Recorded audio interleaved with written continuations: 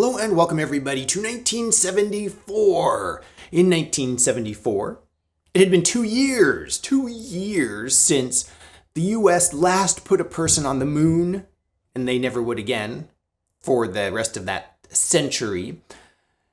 In 1972, Apollo 17, was it Apollo 17? Apollo 17 landed on the moon, last human mission to Mars at the making of this video in 2024.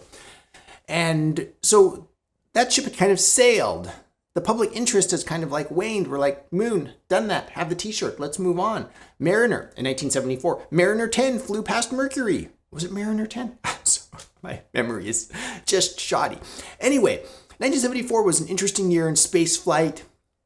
But with that, been there, done that, let's go golfing. Walter Hagen came out with these. The International. Walter Hagen was a pro-line brand for a very long time. Under the Wilson umbrella for a long time. 1974, kind of its own brand in the Wilson conglomerate, okay? So, that said, we have the International, like the International Space Station. Let's get this on the review table and have a closer look at some identifying features. Easy to recognize as etched in steel, it says International Walter Hagen. Difference is obviously the 74-75 model, on the sole.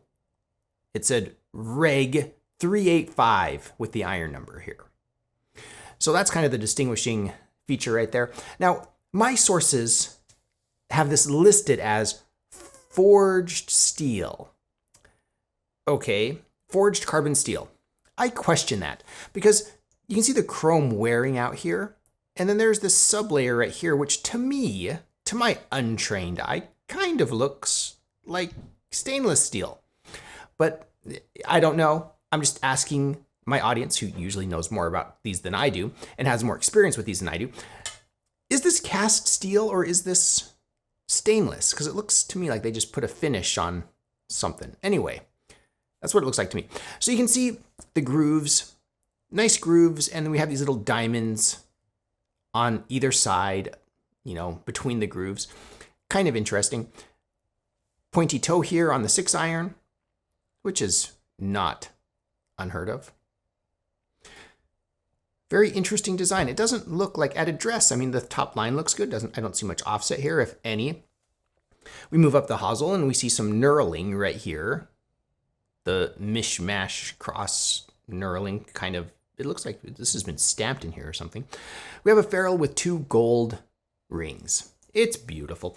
Then we have our steel shaft right here. You can see this one says Flex Action, made in the USA. I have put the sticker on here. I put the sticker on here, 1974, to remind me of the year. I love these leather grips. You can see it's 2 color, so it's kind of this reddish burgundy. And then it's textured as well, wrapped. Nice plastic caps here. And on the butt cap here, don't know if this is going to show up very well. They do have the profile view of Walter Hagen, made in the USA. Lovely, lovely irons. Lovely to look at, but what's it like to hit? Let's get this out on the range and see how it feels. Walter Hagen, International bladed irons here. In the 70s, Wilson with their staff irons. But it still feels like, I don't know, to me it still feels like the Hagen brand is kind of the premium Wilson manufacturing brand. So let's line this up. Maybe not the perfect lie, but I want to minimize my divot footprint, so I'll just put it right next to this divot. All right, so Hagen blades, I mean, it looks good. The leather grip's a little slippery. I put some leather moisturizer on this, and it felt okay for a while. Now it's slick again, hard and slick. It just absorbed it all, I guess. Good looking shaft here, no complaints. Is this a new shaft? I don't know, but it looks pretty nice. And a bladed head at address. It looks very soft edges, right? Not sharp edges. So it looks very pleasant. The embellishments on the sides of the grooves are noticeable. Frame up the ball nicely. There's my usual draw pattern. Oh, the wind is off the right as well. blame it on the wind. No, that's how I normally hit it. Off there by that red flag. No idea how far that red flag is. So it felt good. Let me try to straighten it out a little bit. Slightly weaker grip here. Whew. Out to in thoughts. Out to in thoughts. There we go. Nice height on that. Held up into the wind. Kind of. Lovely. Lovely shot. Lovely blades. They feel good. They're not loud. They don't hurt my hands. It feels like it has all the power I need where I need it. I like this grip. I want to keep adding some moisturizer to that grip. And yeah. Okay, so we're going for a knockdown here. So I'm going to do what I would do in a golf course, because I tell you where it's going to go and then it just goes off. So I'm aiming to the right because it's going to go left, because I'm going to try to hit a knockdown.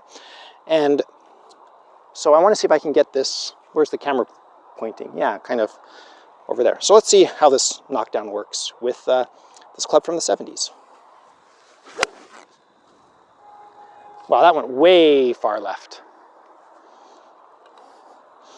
All right, we're gonna hit one more normal one. I'm going to stop playing around. Okay, one more normal one, weaker grip, full swing.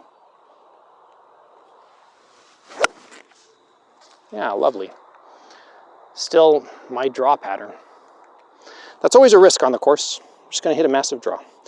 Lovely, lovely Hagen International. Let me know your thoughts in the comments below.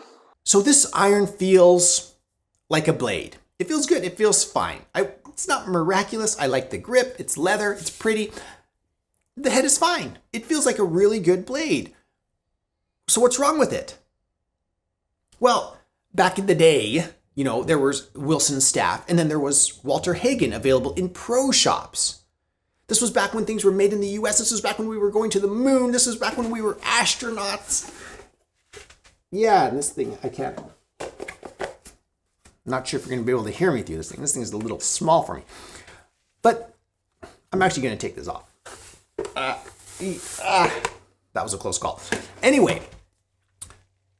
But things have changed since then, all right? Same with the Walter Hagen brand. It used to be this pro-line Wilson awesomeness, and now it's kind of this store brand. Like I say Walter Hagen nowadays to people, and they're like, oh yeah, my son had a Walter Hagen used set, you know, store brand. I was like, it used to be really good.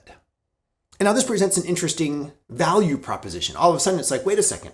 You're telling me that there's this pro-line brand of golf clubs that no longer is pro-line, I can just go out and get for super cheap. Maybe not super cheap, but pretty cheap. Yeah. So they feel good. So I like Walter. You guys, some of my first videos were with Walter Hagen clubs. I love Walter Hagen because they made an effort to appeal to awesome looks, right? They're like, yeah, let's try to compete with Hagen. Did they do it that successfully? I don't really think so, but it's a good set.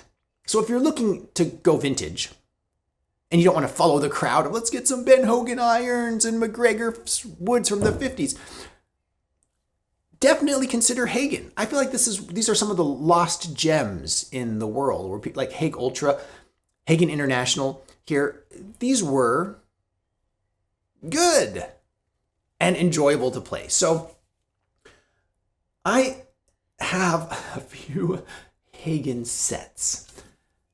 And this international space station isn't on my list, on my short list of awesome clubs to get. But if I didn't already have some Hagen sets, I may consider this. Let me know your thoughts in the comments below.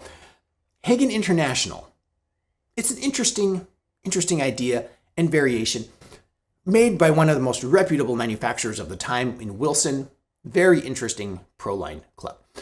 Excited to read your comments and thoughts. As usual, huge shout out to my patrons. Thank you so much for your support. I really appreciate it. Another way you can support the channel is visiting my Amazon shop. I'll put a link in the description below. There's some golf accessories and stuff there. I am an Amazon associate. I make proceeds from qualifying purchases. Thank you everybody for watching. I am the Vintage Golfer.